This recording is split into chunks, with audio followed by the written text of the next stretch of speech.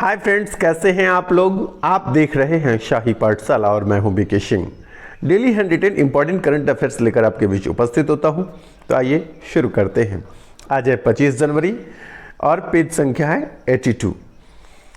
पिछले दिनों मैंने 2 पेज आपको दिया था, 80 और 81, और कल मैं पीडीएफ आपको प्रोवाइड नहीं करवा पाया था, नीचे डिस्क्रिप्शन में लिंक नहीं दे पाया था। तो आज आपको नीचे डिस्क्रिप्शन में लिंक मिल जाएगा। तो आइए शुरू करते हैं। पहला है, भारत का पहला महिला स्वामित्व वाला 100% महिला स्वामित्व वाला। कहने का मतलब क्या है, भारत का पहला 100% महिला स्वामित्व वाला इंडस्ट्रियल पार्क कहाँ खोला गया है। तो 100% महिला स्वामित्व वाला इंडस्ट्रियल पार्क जो है यह हैदराबाद में खोला गया है। इसको FLO इंडस्ट्रियल पार्क भी कहा जाता है। 100% महिला स्वामित्व वाला जो इंडस्ट्रियल पार्क है इसको FLO इंडस्ट्रियल पार्क भी कहा जाता है। तो ये कहाँ पर खोला गया है, यह हैदराबाद में खोला गया है, याद रखिएगा। दूसरा है, किस राज्य के सरकारी स्कूलों में सत्र 2022-23 से भगवत गीता पढ़ाने का निर्णय किया गया है। तो आपको बताना है कि किस राज्य के सरकारी स्कूल में 2022-23 का जो सत्र प्रारंभ होगा उसमें क्या होगा, भगवत गीता की पढ़ाई कराई जाएगी।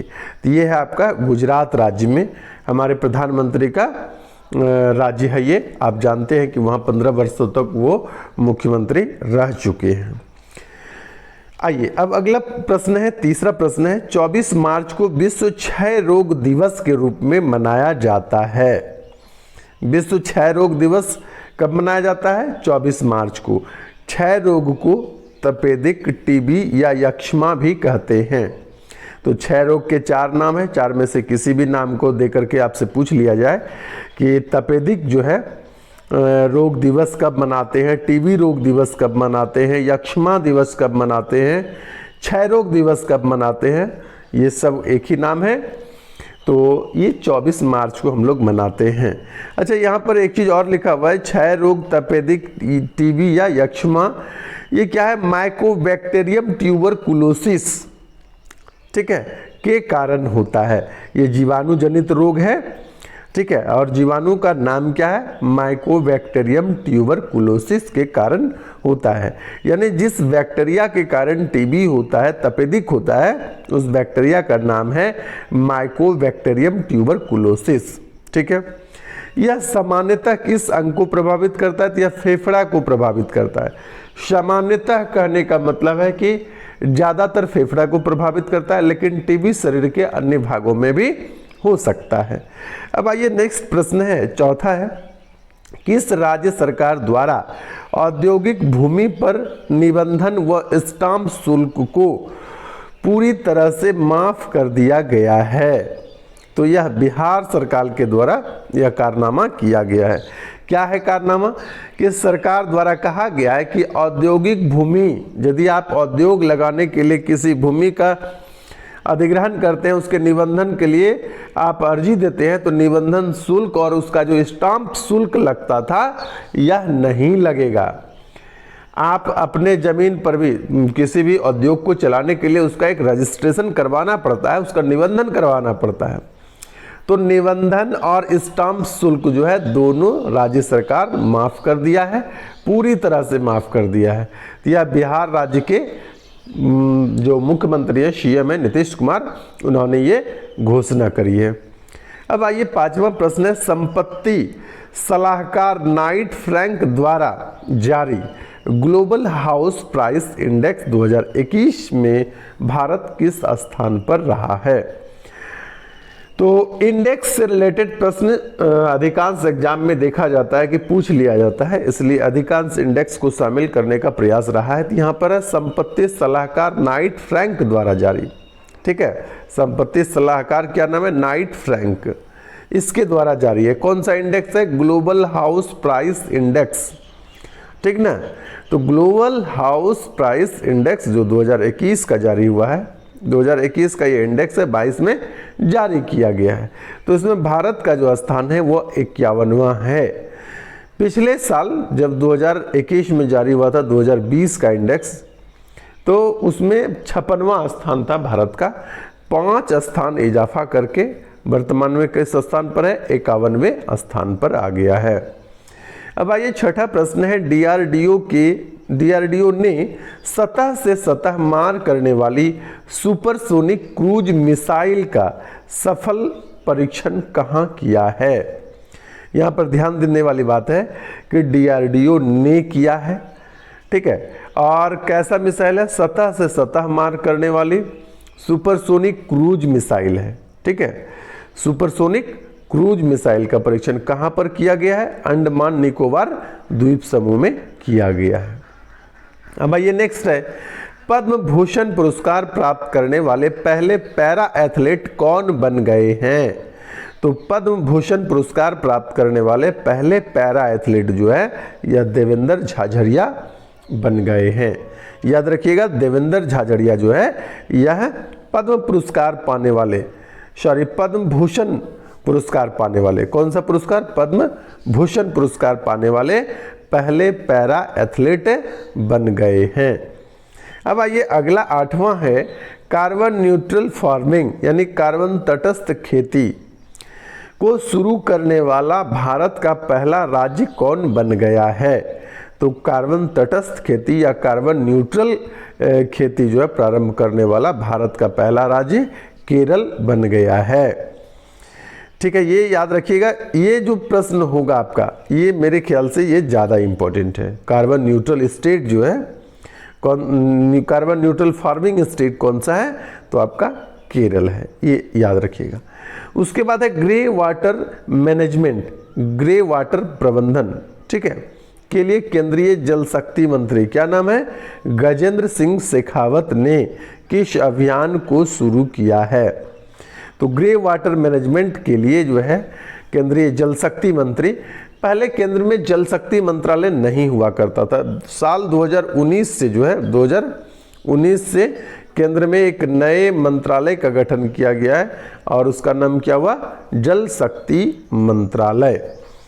तो ये 2019 से प्रारंभ हुआ है और पहले जल शक्ति मंत्री भी कौन है, गजेंद्र सिंह शेखावत रहे हैं। तो जितने भी बेस्ट वाटर है, जैसे कि आपका नाली वाली का पानी है, जितने भी प्रकार के गंदे वाटर हैं उसको फिर से प्यूरिफाई करके कपड़े धोने के लायक, नहाने के लायक बनाया जाता है, उसी को कहा जाता है ग्रे वाटर।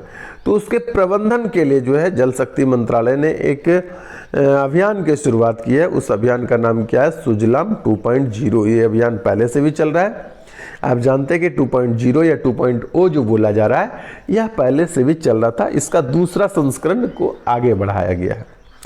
तो सुजलाम 2.0 का जो अभियान की जो शुरुआत है वह किसने किया है, तो जल शक्ति मंत्रालय मंत्री बोलेंगे गजेंद्र सिंह शेखावत ने किया है। अच्छा, यदि पूछा जाएगा कि सुजलाम योजना जो है, सुजलाम 2.0 है, किससे संबंधित है, तो आपका यहाँ याद रखना है ग्रे वाटर मैनेजमेंट से, ग्रे वाटर प्रबंधन से। इन 2-3 बात आपको याद रखने हैं। आइए अगला है 10वां प्रश्न है, किस बैंक ने लघु व्यवसाय ऋणों को डिजिटल प्रोत्साहन देने के लिए स्मार्ट हब व्यापार कार्यक्रम और ऑटो फर्स्ट ऐप लॉन्च करने की घोषणा की है। तो यहाँ ध्यान देने के लिए बात है, क्योंकि जो इकोनॉमिक्स से रिलेटेड प्रश्न होते हैं वह बहुत इंपॉर्टेंट हो जाता है। इकोनॉमिक्स में बहुत सारे ऐसे प्रश्न आपको मिलेंगे जो आंकड़ेगत होंगे, तो वो आप ज़्यादा गौर करिएगा कि वो याद रहना चाहिए, क्योंकि इकोनॉमिक्स में जितने भी प्रश्न होते हैं ना उसमें अधिकांश प्रश्न क्या होता है कि करंट अफेयर्स से ले लिया जाता है और फिर विद्यार्थियों का यह शिकायत होता है कि इकोनॉमिक्स हमसे नहीं बनता है। इकोनॉमिक्स में मतलब इकोनॉमिक्स से रिलेटेड प्रश्न बनाने के लिए आपको करंट अपडेट रखना पड़ेगा और ट्रेडिशनल धीरे धीरे जो है वो कम होते जा रहा है और जो इकोनॉमिक्स में आंकड़ेगत प्रश्न है, करंट अफेयर्स को कोरिलेट करके पूछने का तरीका ये बढ़ता जा रहा है। इसलिए आपको करंट अफेयर्स से के साथ जो है नियमित रूप से बने रहना चाहिए। यहाँ पर है व्यवसाय ऋणों को डिजिटल प्रोत्साहन देने के लिए, लघु व्यवसाय ऋणों को डिजिटल प्रोत्साहन देने के लिए और उसके बाद ऑटो फर्स्ट ऐप लॉन्च करने की घोषणा की है HDFC बैंक ने। ठीक है, HDFC बैंक, इसकी स्थापना ये 1994 में हुई थी। HDFC बैंक की स्थापना कहाँ पर कब हुई थी? 1994 में हुई थी और इसका मुख्यालय मुंबई में है। अगला आपका भारत का पहला विश्व स्तरीय नेशनल सेंटर ऑफ एक्सीलेंस यानी राष्ट्रीय उत्कृष्टता केंद्र कहाँ स्थापित किया जाएगा? ठीक है, इसके प्रस्ताव को मंजूरी दी गई है।